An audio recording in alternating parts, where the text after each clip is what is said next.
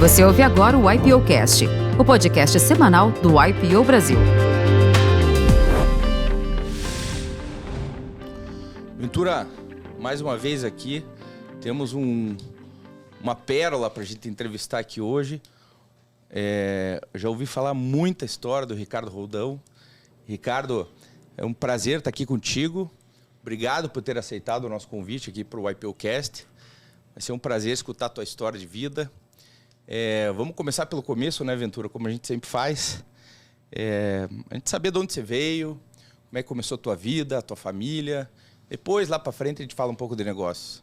É um prazer aqui, Gustavo, estar com você novamente hoje, com o meu querido amigo Ricardo Roldão, parceiro de várias aventuras. E vamos ouvir a história rica e cheia de emoções dele, empresarial, que é um gigante do setor atacadista, né? Entre outras coisas. Bom, Gustavo Ventura, para mim é um prazer incomensurável estar aqui participando desse podcast do IPO. É sempre bom a gente poder contribuir com a IPO, né? A gente tem aquela máxima, quanto mais a gente dá, mais a gente recebe. E eu que já estou há quase 10 anos no IPO, eu sinto muito realmente isto. Mas para começar essa entrevista, eu queria citar aqui um livro que eu adorei, que eu acho que traz muito da minha trajetória, que é Inteligência Emocional. E tem uma história muito rica nesse livro, onde diz que um chinês, numa província, ele tinha um lindíssimo cavalo. E os vizinhos pediam para que ele levasse esse cavalo para o maior torneio de cavalos na China. Ele levou o cavalo para esse torneio e, na verdade, ele ganhou o torneio. E quando ele voltou, os vizinhos começaram a parabenizá-los, a dizer o quanto que foi bom isso para ele. E ele sempre respondia, olha, isso pode ser bom ou isso pode ser ruim. Depois de uma semana, roubaram o cavalo do chinês. Aí os vizinhos, poxa, que pena, roubaram o seu cavalo. Ele respondia, isso pode ser bom ou pode ser ruim. Depois de uma semana, o garanhão dele voltou com mais 12 cavalos selvagens maravilhosos. E aí os vizinhos, nossa, o cavalo voltou, que maravilha. Ele falou, isso pode ser bom ou isso pode ser ruim. Ele tinha 4 filhos, 3 meninas e um menino. E aí, como ele veio esses 12 cavalos, tinham que adestrar esses cavalos. E na segunda semana que o garoto estava adestrando o cavalo, ele caiu e quebrou a perna e o fêmur. E aí os vizinhos, puxa, que pena, seu filho se machucou. Ele respondia, isso pode ser bom ou pode ser ruim. E quando, uns 15 dias depois, o governo da China passou recrutando os jovens para ir para a guerra. E, obviamente, o filho dele não foi para a guerra. E os vizinhos desistiram de perguntar qualquer coisa para ele, porque, obviamente, ele diria que isso poderia ser bom, poderia ser ruim. O filho poderia ter ido para a guerra, virado herói, o filho poderia ter morrido. Por que eu conto essa história? Porque, na verdade, tudo na vida é como você encara os fatos.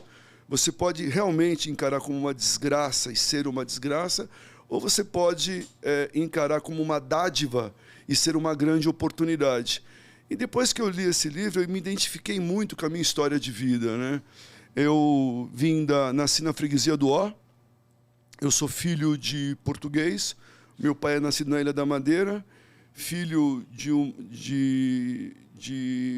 uma filha de italiano, meu avô, Nunzio Ferrari, veio da Calábria. E eu tive uma infância maravilhosa, classe média, meu pai era um feirante. Aliás, meu pai tem uma história de vida que eu acho fantástica, mas nessa época, quando eu nasci, ele era feirante. E, a gente não tinha fartura dentro de casa, aquela vida simples, mas com muita fartura. E o primeiro episódio que aconteceu na minha vida foi aos 7 anos, quando eu tive meningite. Eu fui internado, um sério problema, e a minha mãe sempre foi uma mulher de muita fé. Ela me conta muito essa história, que um belo dia, né, o médico já estava praticamente eu estava totalmente desacreditado pelos médicos. E minha mãe ia no hospital, uma vez ela se vestiu de enfermeira, fingiu que era enfermeira para entrar no hospital para me ver. Hospital Emílio Ribas, aqui em São Paulo, que era de doenças contagiosas. E o médico falou para ela, olha, dona Maria, o seu filho tem duas opções. Ou ele não passa dessa noite, ou se ele passar, ele vai ter sequelas. E cá estou, graças a Deus, com as minhas sequelas. Então, acho que esse foi um grande desafio da minha vida. E ali eu já vi aquilo que era como uma oportunidade. E logo depois, 2 anos depois, quem fica doente? Meu pai. Meu pai, ele com praticamente um cara de 39 anos, ele pega tuberculose e ele fica internado 3 meses no hospital em São José dos Campos para recuperação. E o que acontece? O meu pai tinha barraca de feira, tinha um gerente na barraca, que, na verdade, eu lembro desse cara até hoje, ele ia lá prestar conta para minha mãe. A minha mãe não entendia nada de negócio. No final das contas, esse cara, ele praticamente roubou tudo no gerenciamento ali. Ou eu também não posso alegar isso, né? Ou por incompetência, não soube fazer a gestão. Quando meu pai saiu do hospital, só tinha a barraca, o caminhão e uma dívida. E teve um fato que, como a gente tinha muita fartura dentro de casa, um belo dia com meu pai no hospital, eu tinha um tio meu que já faleceu, que ele dava a compra do supermercado, e o meu outro tio, como bom português, dono de padaria, meu tio Antônio, meu padrinho queridíssimo, ele dava o pão e o leite todo dia. E aí, um belo dia, como a gente tinha muita fartura, meu pai feirante, meu irmão Eduardo, que é meu sócio no atacado, ele abriu, nós tudo reunido assim na cozinha, eu, meus 4 filhos, meus 3 irmãos, ele abre a porta da geladeira e pergunta para minha mãe, mãe, não tem nenhuma frutinha? Aí, de repente, a gente vê minha mãe cair num choro copioso, aquele choro intenso, e a gente tudo assustado, o que está acontecendo? Aí a gente percebeu que, ferrou, né? E aí a minha mãe, aquela cena da minha mãe chorando, eu falei, caramba, nós temos que fazer alguma coisa. Eu não tive dúvida, tinha uma feira de sábado e domingo que ficava perto da minha casa, e eu fui procurar os amigos do meu pai, que eu conhecia. Que idade você tinha aí, Rodolfo? 9 anos. 9 para 10 anos. Uhum. Eu não tive dúvida, meu pai no hospital, a gente tem que se virar.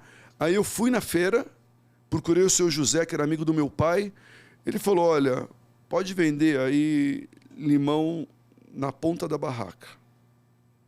Foi ali que eu comecei a minha vida de empreendedor. Meu primeiro trabalho foi vender limão na ponta da barraca, porque meu pai, ele não gostava. A gente ia lá, ele brigava com a gente que a gente ia. Tipo, vai estar atrapalhando. Criança, né? Mas a gente gostava. E aí esse cara, ele falou, olha, eu não vou te dar dinheiro, eu vou te dar, como bom paulistano, né? Eu vou te dar 2 pastéis e um caldo de cana. Falei, tá lindo. E toda a fruta que você conseguir carregar. Acabou a feira, né? Final de feira. Aí eu adorava os 2 pastéis, adorava a feira. Mulher bonita não paga, mas também não leva. Eu aprendi isso com 9 anos de idade, a lidar com o público, a lidar com o comércio, a tradear, a fazer conta, a 1 dúzia de limão, 2 dúzias de limão e ajudar o cara a montar, desmontar a barraca. Aquele trabalho, para mim, era como se fosse uma brincadeira de Lego, mas para mim era fantástico. E a minha maior satisfação, eu pegava 2 caixas de maçã cheias de fruta. Isso a 0 de jogo, depois que aconteceu aquele fato com a minha mãe. E aí eu peguei, enchi 2 caixas de fruta de maçã. A minha casa ficava uns 2 quilômetros da feira. Então eu pegava uma caixa, andava 200 metros. Voltava, pegava outra, andava mais 200 metros. E assim eu ia, carregando uma caixa de cada vez até chegar em casa. E ver a alegria da minha mãe quando eu cheguei com, aquele monte de fruta. E ali eu comecei a perceber o quanto que o trabalho poderia estar ajudando a minha mãe. Aí não tivemos dúvida. Aí a gente lavava carro dos vizinhos, tomava conta de carro. E quando meu pai voltou, ele pegou naquela época, nas feiras de São Paulo, tinha o carreto. Quem dá um Google vai ver lá, carreto de feira. Eram uns meninos com um carrinho de roda de rolimã, E fazia o carreto, pegava as compras das pessoas e ia de carrinho de rolemã até a casa entregar. Era um hábito que tinha em São Paulo. E a gente fazia carreto, aí acho que era um período de férias, e a gente pegava papelão na rua. Só que tinha já ali um concorrente muito forte, que era o seu Francisco. Esse cara pegava o papelão da região toda. Aí eu, meus irmãos, falava, olha, o fulano, o dono da loja de sapato, o dono do mercadinho, o dono do comércio, você não precisa dar tudo para ele, só dá um pouquinho para nós. Pois você imagina, né? 2, 3 garotos lá, e o cara, lá, por dó o cara dava um pouco, né? Mas ok, mas aí a gente já começamos a perceber o que era concorrência, o que era mercado, e esse pouquinho, e eu sempre fui muito comunicativo, um dia descendo com o carrinho cheio de papelão, quem está na porta conversando com a minha mãe? O seu Francisco, o nosso concorrente de papelão. Reclamando que a gente estava pegando papelão. Mas, seu Francisco, não é assim, é só um pouco. E ali, no final das contas, eu levava esse papelão para vender no mesmo lugar que ele. Aí a gente acabou ficando amigo. E como eu cresci no bairro da Freguesia do Ó, até acompanhei o seu Francisco. Então, aí o que aconteceu? Aí meu pai voltou do hospital. Quando ele voltou do hospital, ele fez esse carrinho, ele vendeu a barraca, vendeu o caminhão, e aí ele não podia trabalhar ainda. Ele não podia trabalhar. Aí depois de mais 3 meses, liberaram ele para trabalhar. Aí o meu pai comprou um Fusca 66 vermelho, coisa mais horrível do mundo. Aí ele tirou os bancos, ficou só com o banco do motorista. Aí ele pegava linguiça, porque o meu tio já era um grande distribuidor de frios na Zona Norte, o irmão dele, os 2 irmãos dele. Aí ele começou a pegar linguiça e fazer uma freguesia de frios, que a gente chamava, ambulante, perto dos comércios onde ele tinha feira. Então começou vendendo 100 quilos, 200 quilos. Teve uma hora que o Fusquinha já estava com 500 quilos, não aguentava mais o Fusquinha, que era motor 1.200. Aí ele trocou por um 69 azul, motor 1.500. Falou, opa, agora cresceu, agora eu vou conseguir carregar mais. Aí ele reforçou o assoalho do Fusca. Ele reforçou o assoalho do Fusca e ele... Agora eu vou arrepiar, né? Aí ele chegou a colocar, ele fala 600, 700 quilos de linguiça dentro do Fusca. Aí ele foi crescendo a freguesia, a empresa foi crescendo ali, estrategicamente, CRM, B2B, que hoje é fácil falar disso, né? Mas o meu pai tinha uma caderneta, cara, era incrível aquilo. Aqui, o Carlos Júlio falou aqui pra gente também no podcast que o pai dele também português, tinha uma padaria e na caderneta dele era o CRM, já que ele já tinha ali, o fiado começou ali também. E a caneta aqui caneta atrás. Aqui, né? E meu pai, com esse susto que ele levou da doença de tuberculose, ele parou de fumar, ele ficou muito mais, assim, preocupado com a saúde. E aí ele falou, pô, agora eu tenho 4 filhos para sustentar, caramba. Mas nesse meio tempo eu já tinha arrumado emprego em supermercado, eu trabalhei pro Bazar 13, que hoje é do grupo, hoje é a turma do Mambo, são super meus amigos. Uma vez falei pro pai do André e do Marcos que eu tinha trabalhado no Bazar 13, ele até se emocionou. Falou, ô Ricardo, se eu soubesse que eu tinha um funcionário tão bom quanto você, eu teria mantido. Mas aí meu pai, com esse crescimento da freguesia, aí que vem o grande pulo do gato, né? Ele compra uma Kombi. Ele compra uma Kombi. E eu não sei por cargas d'água, quem que ele escolhe para ir com ele? Eu. Uma vez eu perguntei isso para ele, ele falou, não, eu te levei porque você era muito comunicativo, os clientes gostavam muito de você, então acho que por isso. Mas o meu irmão Eduardo já trabalhava também com o meu avô, numa loja de encanamento, depois foi trabalhar com o tio dele em material de construção, e o meu irmão mais velho tinha feito curso de mecânica, a gente se virava, né? Pô, se virava. E aí meu pai compra a Kombi. Uma Kombi novinha, diesel, maravilhosa. Que cor? Cor branca, cabine dupla. Né? Aquilo foi um upgrade fantástico. E eu começo a trabalhar com meu pai como ambulante. Aí, nisso, o que ele faz? De vez de ele pegar a mercadoria no depósito do meu tio, etc., ele pega a lavanderia da minha mãe e divide a lavanderia da minha mãe, que era metade desse espaço aqui. Faz uma câmera fria, usa os tanques para a gente lavar queijo, que hoje é famoso, os queijos da Serra da Canastra, mas só que, na verdade, a gente vendia isto na periferia de São Paulo, onde as pessoas compravam para ralar no macarrão, que não tinha parmesão em saquinho ainda, para ralar na macarronada de domingo. E o meu pai, começamos como ambulante. Ambulante. E aí eu naquela época, eu estudava à tarde, trabalhava de manhã com ele. Depois, eu acho que quando eu cheguei com 13 anos, eu já fui estudar à noite. Mas, enfim, para ser, assim, contar a história, o meu pai, ele foi crescendo, naquela vida de ambulante. Só que eu, com 15 anos, eu falei, pai, deixa eu te falar uma coisa. Eu não aguento mais carregar a Kombi, levar mercadoria, às vezes falta mercadoria, às vezes sobra mercadoria, eu tenho que tirar, porque a gente parava na padaria, o que o senhor quer? Uma mortadela, um queijo, etc. Aí pegava na hora e entregava. Aí eu falei para ele, pai, vamos fazer o seguinte, a partir de agora eu vou antes tirar o pedido. Aí nós passamos de um processo de ambulante para distribuição. Ambulante, você quer dizer que você estava com a Kombi carregada e ia de comércio em comércio entregando, era isso? Exatamente. Vendendo, tá. Na verdade, você parava no comércio, o que o senhor precisa hoje, seu João, seu Manuel? Era muita padaria, lanchonete, açougue. E ali o que acontecia? Tinha hora que sobrava, tinha hora que faltava. Mas eu lembro que, como os planos, né, nos beneficiaram, né? O Sarney em 86, com aquela questão de tabela, de preço. A gente era ambulante, meu. Eu falo assim, eu tenho a mercadoria, o preço é esse. Se você quiser, quer, se não quer, você não precisa comprar. Então, a gente saía com a Kombi e não voltava nada. Se bobeasse, a gente vendia até o step da Kombi naquela época. Mas só que com essa mudança, a gente passou de um mercado de ambulante para um mercado de distribuição. E foi aí que nós começamos a contratar gente na rua. Aí a lavanderia da minha mãe já aumentou a câmera. Aí a gente já guardava a mercadoria num quartinho atrás, azeitona, bacalhau. Aí foi crescendo.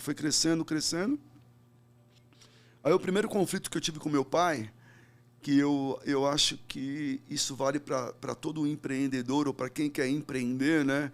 Foca no seu negócio, mantenha a simplicidade. Você não precisa ter um carro bom, você não precisa ter uma casa boa. E meu pai começou a ganhar dinheiro, a gente começou a ganhar dinheiro, né?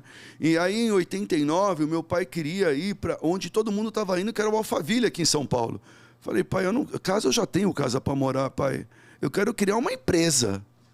E foi aí que nós compramos 2 primeiros imóveis lá na Rua de Sitiantes, que hoje funciona lá o Instituto Roldão, que tem 250 crianças que a gente ensina judô, tem o alicerce lá do nosso amigo Paulo Batista, e, puta, eu sou muito feliz com esse instituto.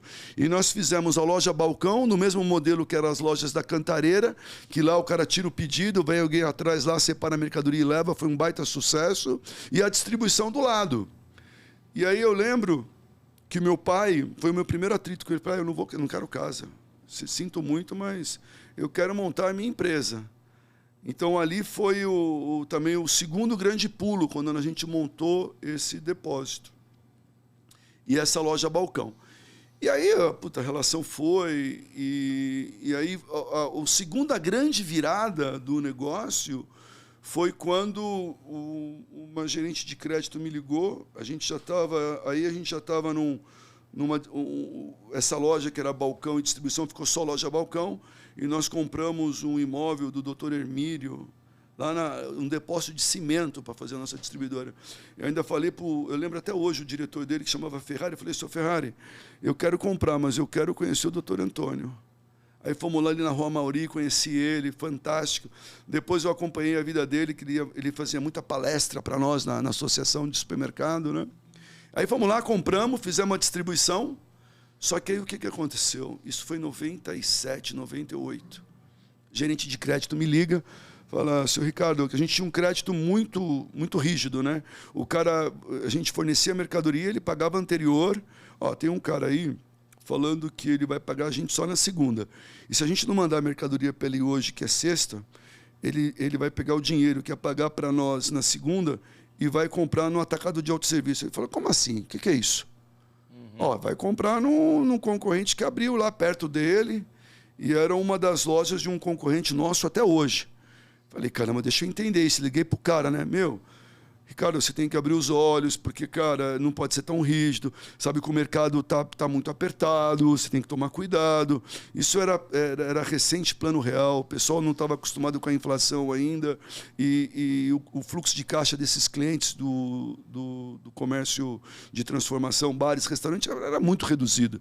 Falei, estou te entendendo, mas como é que é? Não, cara, você vai lá, compra, paga em dinheiro, paga no cartão, paga como você quiser. E eu tenho mais fôlego. Eu não preciso comprar a compra da semana toda. Eu posso ir lá todo dia. Eu vendo de manhã, vou lá à tarde e compro, vendo à noite, vou lá de manhã e compro. Falei, caramba, é assim mesmo? Não tive dúvida, né? Aí fui visitar esses caras. Falei, o próximo pulo é realmente a gente entrar nesse ramo. Aí, em 2000, abrimos a nossa primeira loja de autosserviço, que é no modelo Cash and Carry, e esse ano a gente abre mais duas agora, a 40ª e a 41ª, e até o fim do ano temos projetado a 42ª loja do Roldão Atacadista. Autosserviço, com quase 6.500 colaboradores. O Eduardo, meu irmão, é meu sócio.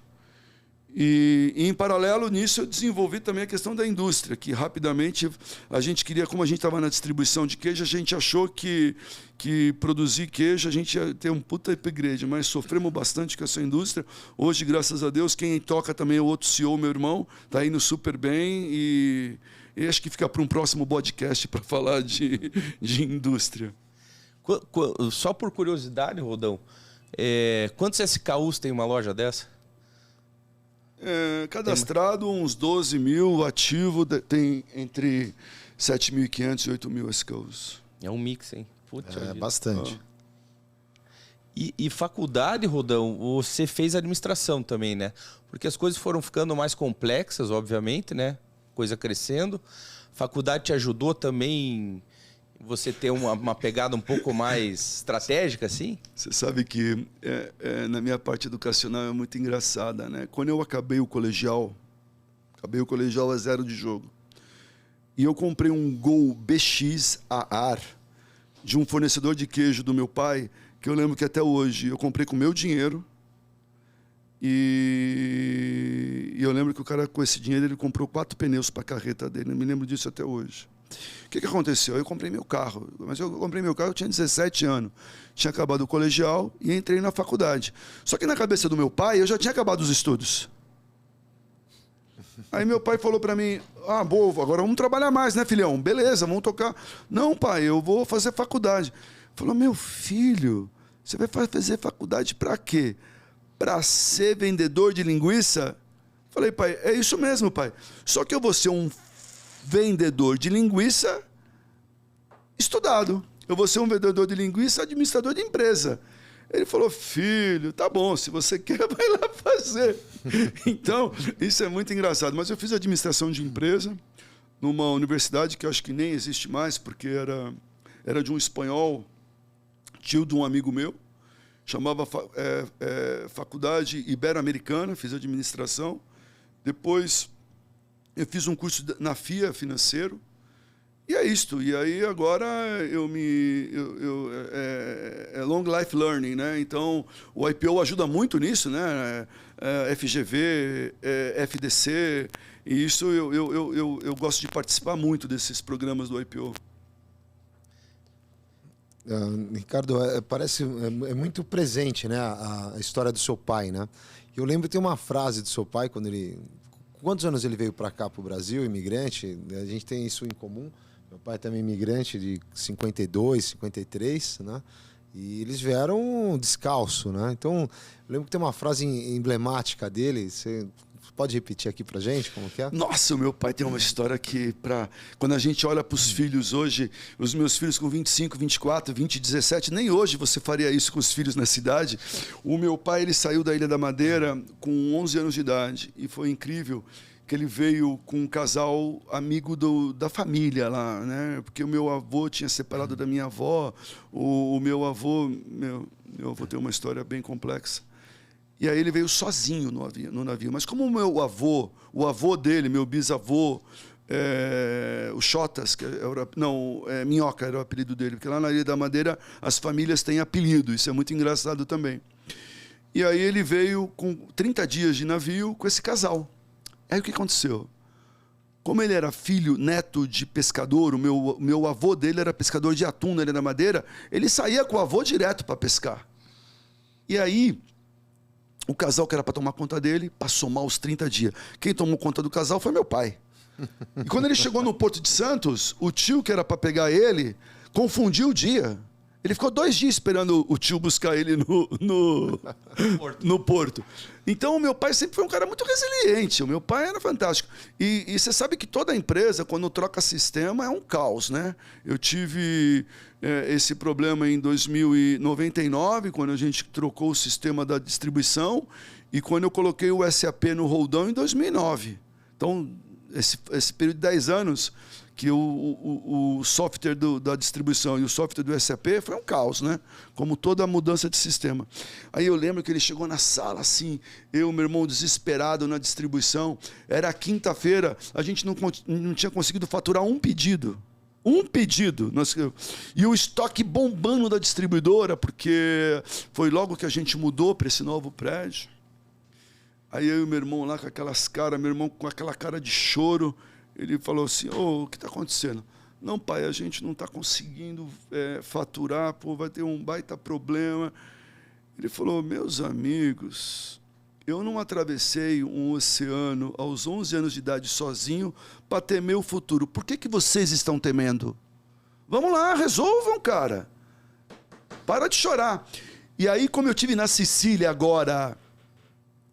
com a minha mulher a semana retrasada, eu assisti o Poderoso Chefão. E tem uma cena do Poderoso Chefão que o cara que é o artista lá começa a chorar, que não vai conseguir o papel no filme. Ele levanta da mesa e começa a bater no cara. Fala, reage, você é homem ou o que você é? Foi mais ou menos isso que essa frase que impactou, principalmente a mim, em relação ao meu pai. Eu não atravessei um oceano aos 11 anos de idade para temer o futuro. Eu acho isso fantástico.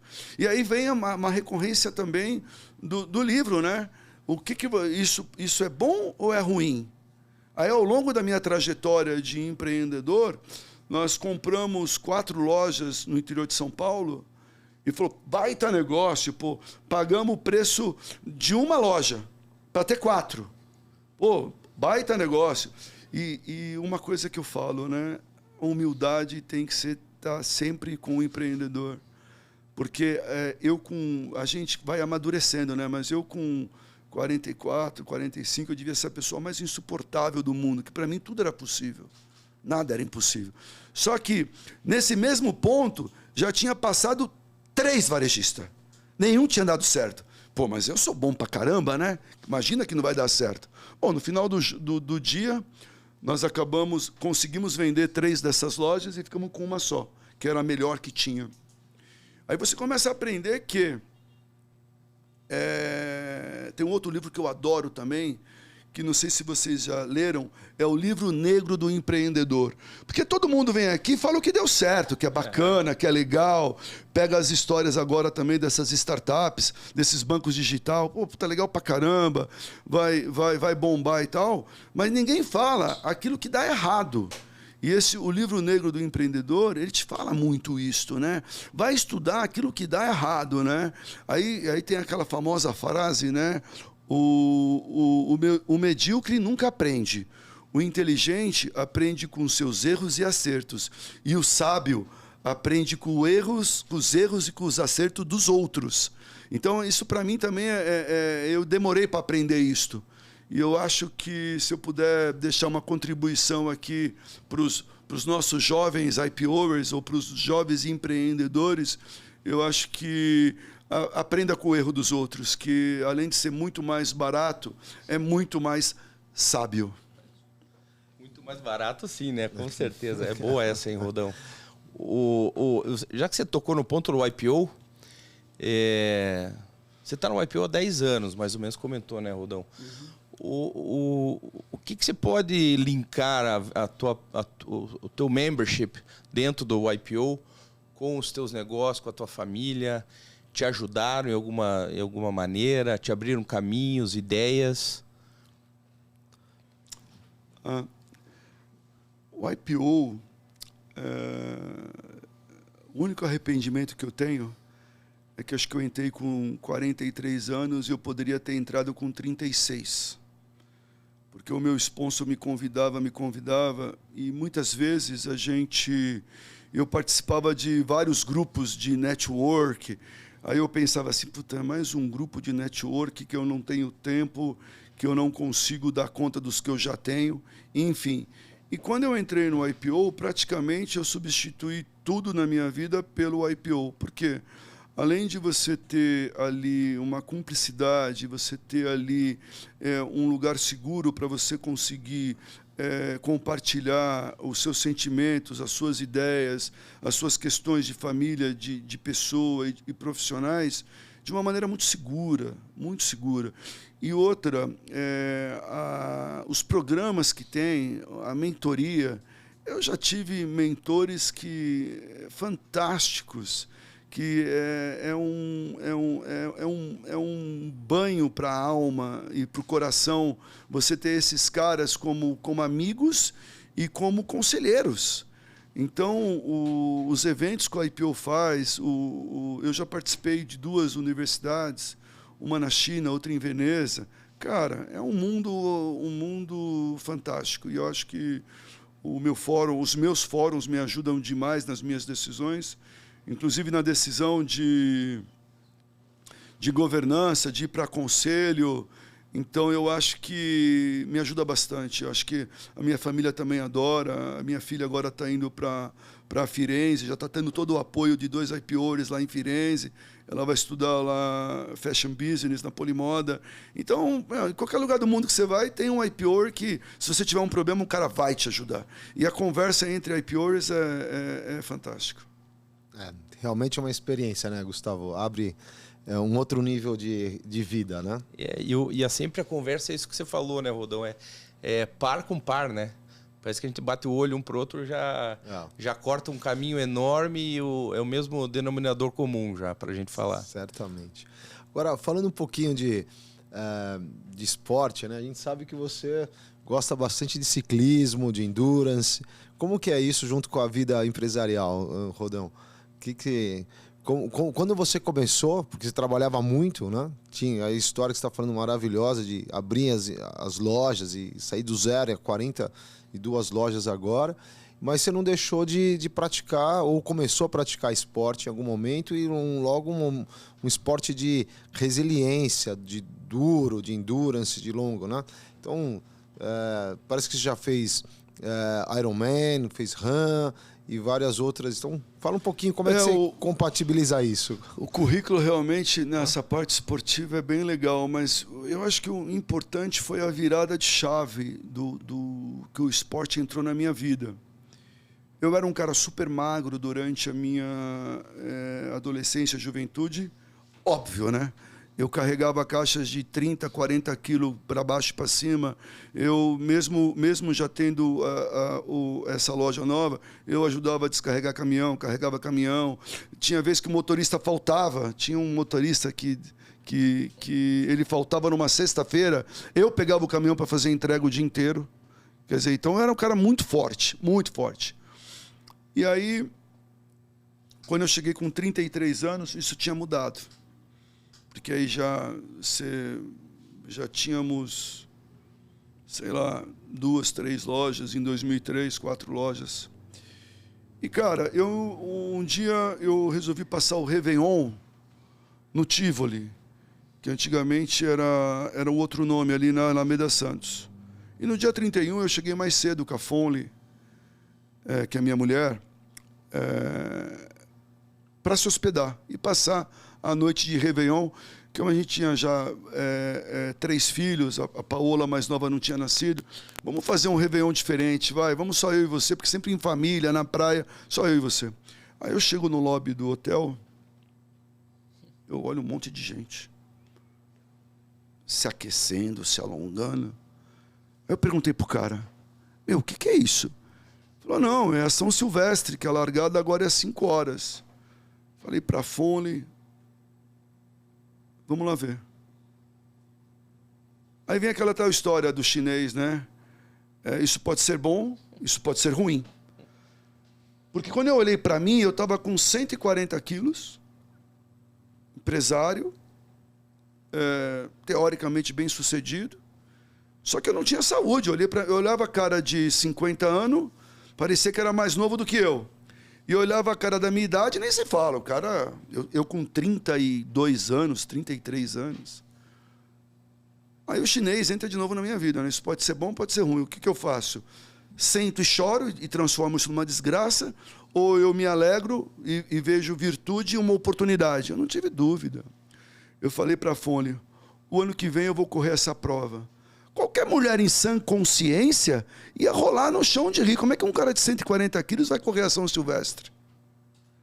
E a minha mulher sempre me apoiou muito, né? Vai, meu amor, você consegue, pô, você vai, vamos lá, pô, vai ser bacana e tal. Dito e feito.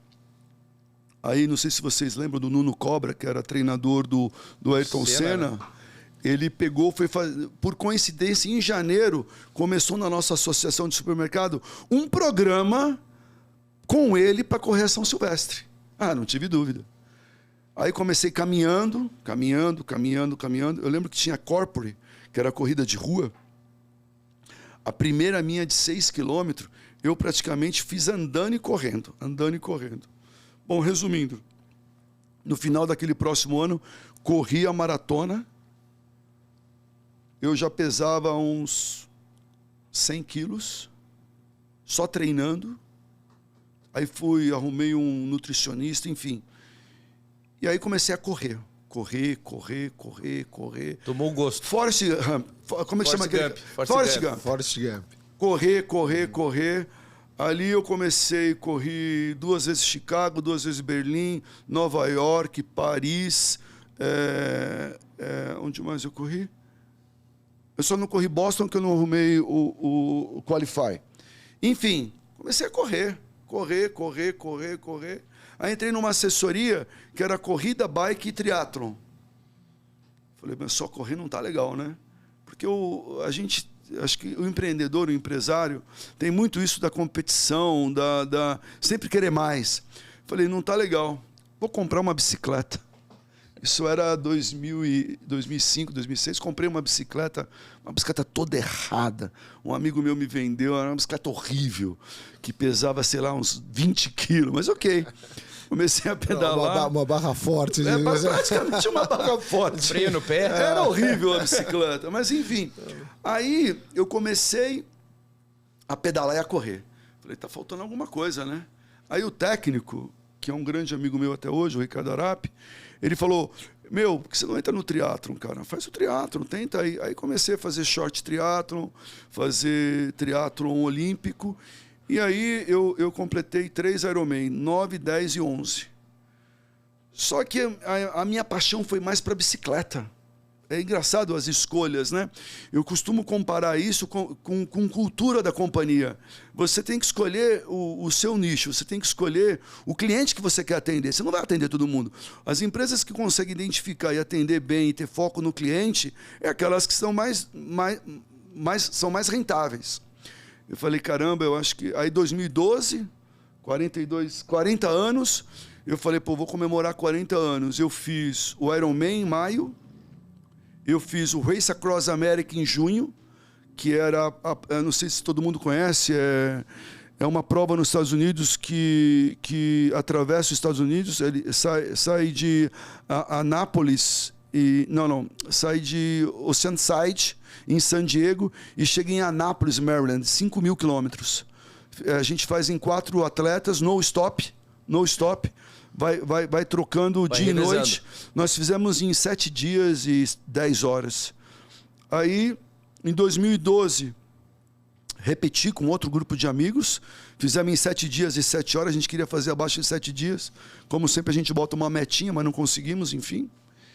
E aí eu me apaixonei por endurance de bike. Aí fiz Cape Epic, fiz Mongólia com o Ventura, fizemos Titan Desert, fizemos o Caminho de Santiago, acabamos de voltar de uma prova do Douro, que é o Portugal Brasil Ride. E a minha vida hoje esportiva é dedicada ao ciclismo. Eu acho que te dá muita resiliência no negócio, para você enfrentar qualquer dificuldade, traz muita resiliência. O problema, geralmente, quando trazem para você, ele fica bem menor do que ele realmente é. Porque uma vez no Cape Epic, eu olhei para cima assim, o pessoal lá em cima da montanha, parecia os ciclistas que estavam na minha frente. Cape Town? Em Cape Town. Na Table, lá em cima? A primeira Table. etapa é na Table. A primeira etapa lá do prólogo é na Table.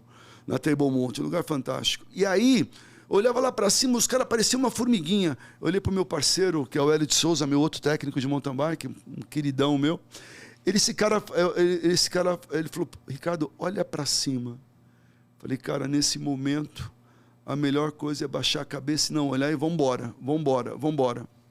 Aí, numa noite, a gente dormia numas barracas de camping, né? Aí eu perguntei para ele assim, Hélio, onde você queria estar agora?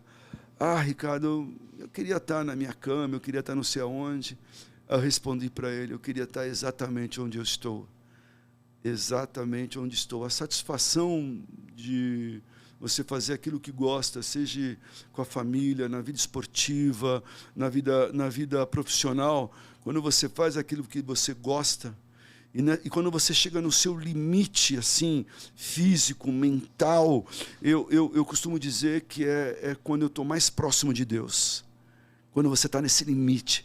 Eu lembro de provas duras, Ventura, depois fomos fazer Hot Route, que é a prova amador do Tour de France. Todas as montanhas do Tour de France a gente pedalou, eu e o Ventura. 1.600 quilômetros. 1.600 quilômetros, 42 mil metros de elevação. Subida. Aí o Ventura, um dia, a gente ia ficar no corte, era 10 quilômetros de subida, aquele desespero.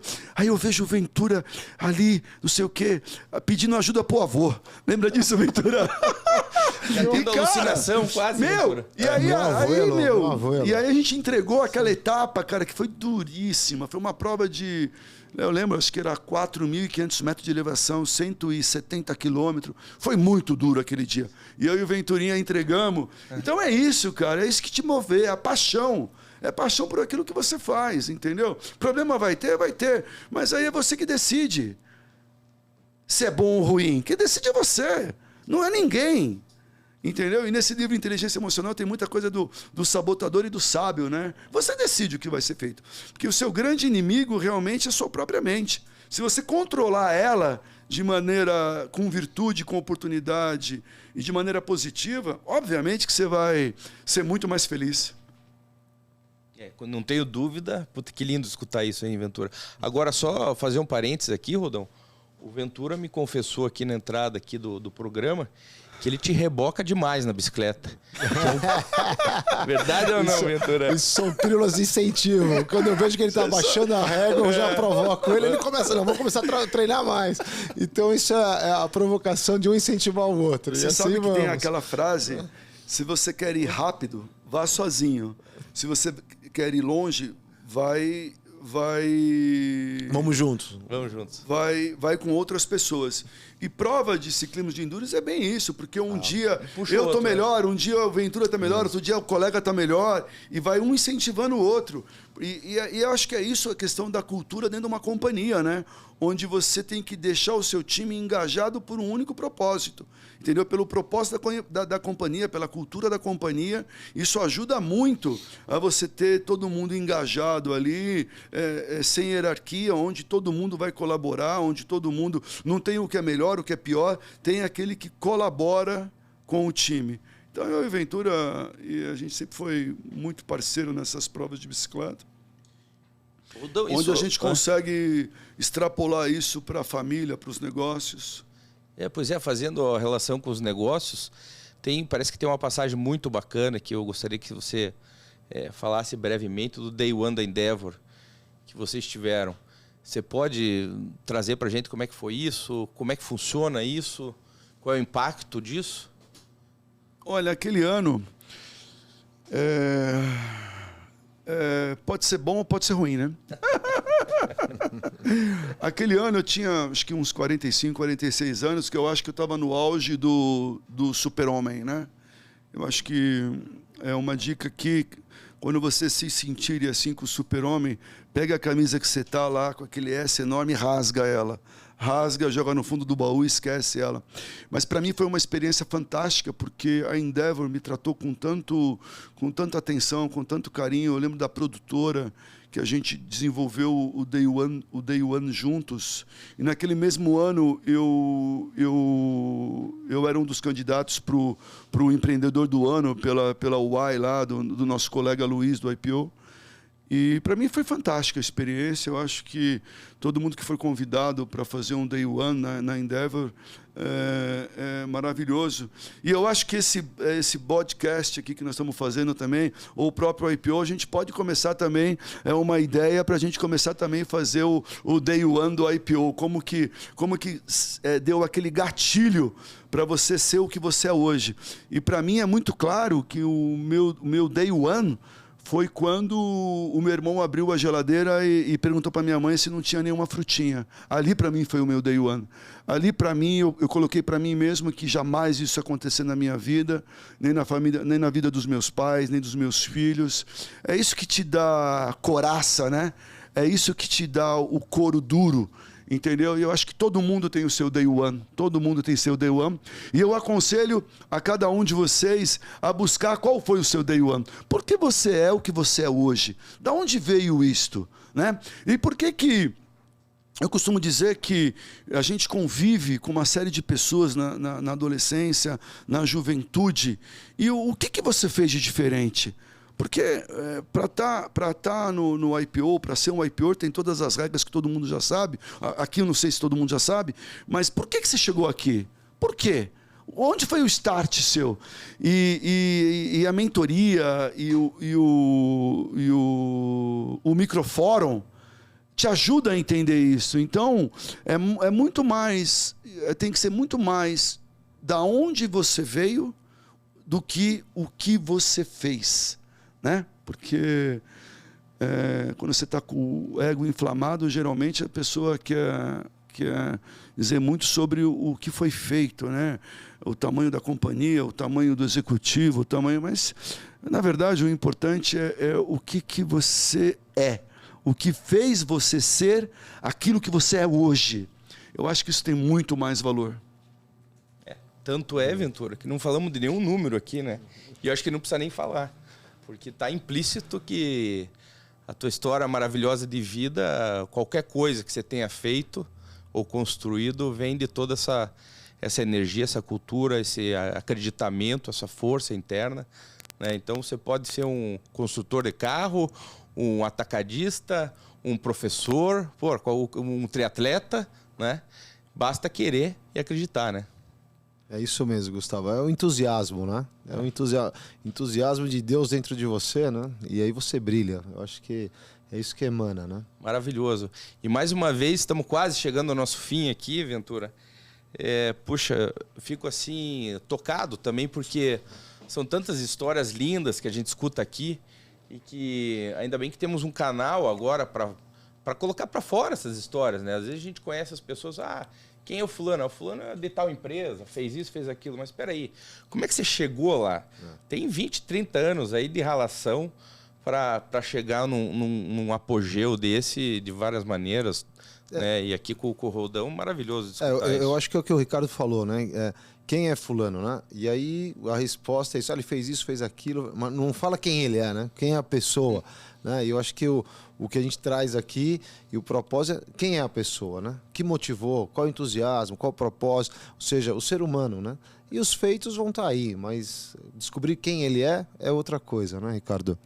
Eu acho que a gente, como todo mundo, fala qual que vai ser o meu legado, o que eu vou deixar para as próximas gerações. Todo mundo sempre fala isso, o que as pessoas vão falar de você depois que você já se foi. Para mim, pouco me importa, porque eu já fui. Eu tenho que fazer o que eu estou aqui agora. Eu tenho que ser exemplo dos meus filhos. Eu tenho 4 filhos maravilhosos, cada um escolhendo o seu caminho, que não é o caminho que o pai está escolhendo. Então, eu acho isso excelente. E cada vez mais eu consigo entender cada um deles, eu consigo apoiar cada um deles em cada decisão, porque, na verdade, não é tarefa nossa, é a nossa tarefa, sim, fazer com que eles sigam você pelo exemplo, pelo caráter, pelas virtudes, pelos valores familiares, mas a decisão é deles, do que eles vão fazer, do que eles vão decidir fazer na vida. Muitas vezes a gente se frustra muito com uma expectativa. Meu filho vai ser igual a mim, meu filho vai tocar os meus negócios, minhas filhas vai tocar o meu negócio. Não, eu acho que é uma decisão deles. E uma das coisas que me fez me dedicar àquilo que eu faço até hoje foi o amor que eu tinha por aquilo que meu pai me ensinou. Meu pai me ensinou a ser comunicativo, meu pai me ensinou a fazer negócio. O meu pai me ensinou a ter paixão pelo comércio, entendeu? Assim como a minha mãe me ensinou a ter paixão pela vida, a ter o equilíbrio, a ter a espiritualidade, a ter a religiosidade. Às vezes ela até briga comigo, mãe, mas eu prometo que eu vou mais na missa, fica tranquila. Então, eu acho que é isto. Se você puder, quem está nessa fase ainda com os filhos mais novos, fazer eles se envolverem pelo amor àquilo que você construiu, eles vão te respeitar. Alguns deles, como no meu caso é 4, eu sei que provavelmente um deles ou 2 deles podem trabalhar nas companhias as quais eu e a minha família fundaram, ou outros podem ser bons conselheiros. O que eu exijo deles é que eles têm que entender de negócio, né? Mas é uma escolha deles, entendeu? E aí o pai fala, eu quero que o meu filho seja feliz, né? O que é felicidade? O que é felicidade, né? O que é felicidade? Entendeu? A felicidade é a satisfação daquilo que você faz, daquilo que você gosta. E porque se uma pessoa fala, sou 100% feliz, desconfia, porque isso não é verdade. Entendeu? Eu acho que todo mundo tem o direito de fazer suas escolhas. E eu estou fazendo as minhas. Estou trabalhando muito o autoconhecimento para isto. Eu estou deixando de ser empresário e quero voltar a ser empreendedor. Eu quero fazer coisas e colocar gente lá para trabalhar tanto na indústria como no roldão, melhores do que eu, porque eu quero empreender, eu quero fazer coisas novas. Quero ter aquele gosto na boca do novo, da conquista. Eu acho que é isso. E é importante a questão da governança, que nós não falamos, Gustavo, é colocar gente melhor do que a gente, é acertar nas escolhas, é verificar os nossos high potential em cada companhia, para eles seguirem com a nossa cultura, com os nossos valores. Rodolfo, eu acho que a gente tem um presente aqui para você, que eu acho que vem muito de encontro com o que você está falando, que é o poder das empresas, né? Um livro, chama Empresas que Curam, The Healing Companies, e fala muito disso. A gente queria deixar aqui com você do poder que a empresa tem e da responsabilidade dos líderes dessas empresas em gerir muito bem as empresas, de uma maneira que os colaboradores dessas empresas, todo o ecossistema envolvido, clientes, fornecedores, sejam